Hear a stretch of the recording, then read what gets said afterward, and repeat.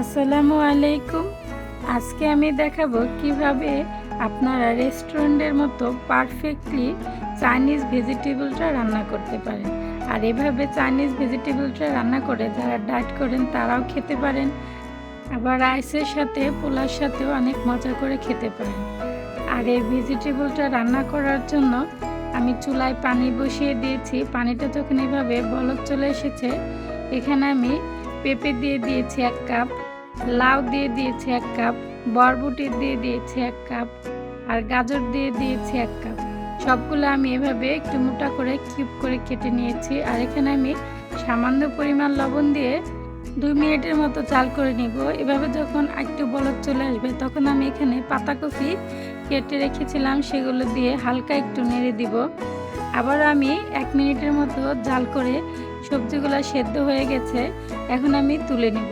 এদিকে আমি একটা বলের মধ্যে পানিতে বরফ দিয়ে পানিটা ঠান্ডা করে রেখেছিলাম। এখন সেই বরফওয়ালা পানির মধ্যে এই সবজিগুলো দিয়ে দিব যাতে সবজির কালারটা চেঞ্জ না হয়। আর 2-3 বার ঠান্ডা পানি দিয়ে ধুয়ে সবজিগুলো ঝরিয়ে রাখবো। এদিকে আমি ফ্রাই প্যান চুলায় বসিয়ে দিয়েছি। আর এখানে আমি 2 টেবিল চামচের মতো ঘি দিয়ে দিয়েছি। আর ঘিটা একটু গরম হয়ে আসলে এখানে আমি রসুন কুচি আর আদা কুচি দিয়ে দিব।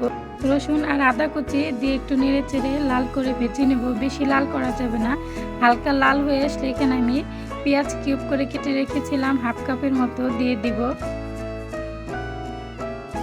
আর এখানে আমি যে ভেজিটেবলটা সেদ্ধ করে যে ভেজিটেবলের স্টকটা ছিল সেখান থেকে 1/2 চা চামচের মতো দিয়ে দিব যাতে রসুন কুচিটা ওভারকুক না হয়ে যায়। এখন আমি ক্যাপসিকামগুলো দিয়ে দিব। এখানে আমি 3 রকমের ক্যাপসিকাম নিয়েছি, লাল, সবুজ আর হলুদ। আর এইগুলা দেওয়ার পরে আবার একটু নেড়ে চেড়ে ভেজে নিব।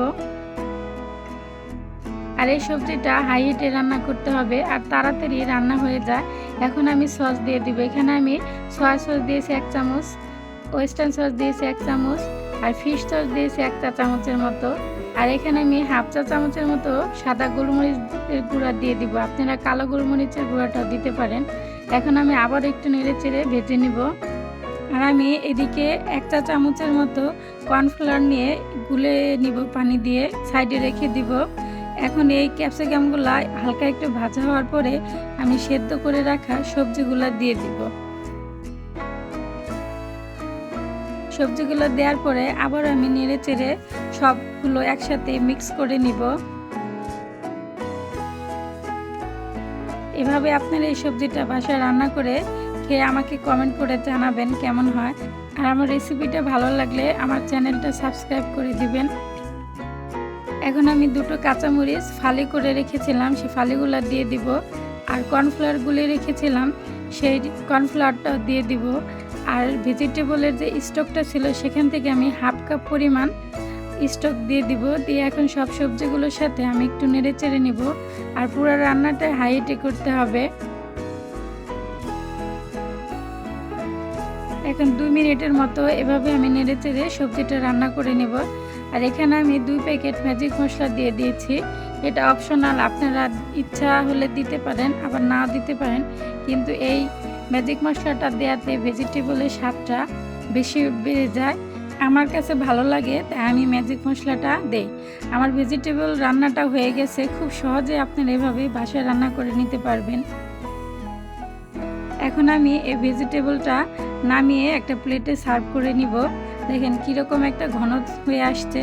আর প্রত্যেকটা সবজির কালার সেম রয়েছে, কালার চেঞ্জ হয় নাই। পুরাই একবারে রেস্টুরেন্টের মতো হয়েছে। আপনারা একবার রান্না করে না খেলে বুঝতে পারবেন না যে কতটা মজাদার এবং সুস্বাদু হয়। এখন আমি প্লেটে সার্ভ করে নিব। যারা আমার এই ভিডিওটা ইউটিউব চ্যানেল থেকে দেখছেন আমার চ্যানেলটা সাবস্ক্রাইব করে দিবেন, লাইক কমেন্ট করে শেয়ার করে দিবেন। আর যারা ফেসবুক পেজ থেকে দেখছেন আমার ফেসবুক পেজটাকে ফলো করে দিবেন। আজকের মতো এখানে আবার আসবো নতুন কোনো রেসিপি নিয়ে। আর আমার পেজে সবগুলো রেসিপি আমি খুব সহজেই রান্না করি যাতে সবাই পুরাই রান্না করতে পারে। আজকের মতো এখানে, আসসালামু আলাইকুম।